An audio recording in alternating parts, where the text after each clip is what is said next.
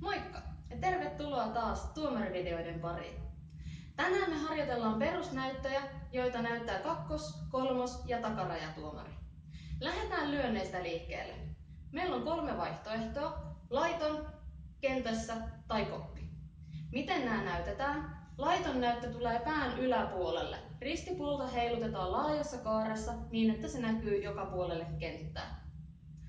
Jos lyönti osuu kentän sisäpuolelle tai siihen kentän rajaan, silloin lyönti on kentässä ja me näytetään valkosta alhaalla.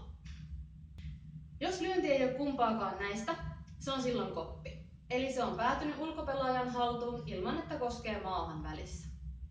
Se näytetään pään yläpuolella. Vapaa käsi tuodaan nyrkissä laikan eteen, laikan valkoisen puolen eteen, ja tätä näytetään kohti pelituomaria.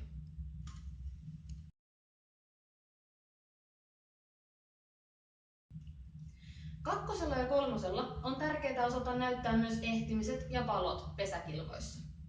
Ehtiminen näytetään aina pään yläpuolella. Ihan suora käsi suoraan ylöspäin näyttää valkosta taas kohti pelituomaria. Palonäyttö tulee sivulle. Näytetään ristiä sivulla, taas aivan suora käsi. Se on tärkeää, missä me näytetään se, jotta ne on kaikilla kentillä aina samannäköiset näytöt.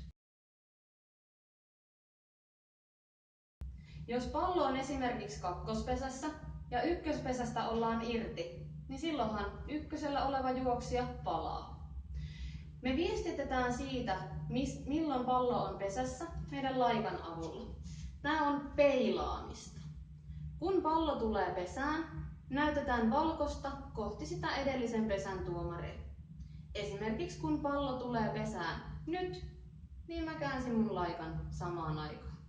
Kun pallo lähtee pesästä, mä käännän sen takas vaakatasoon. Näin. Käy pesässä, lähtee pois. Pesässä, lähtee pois.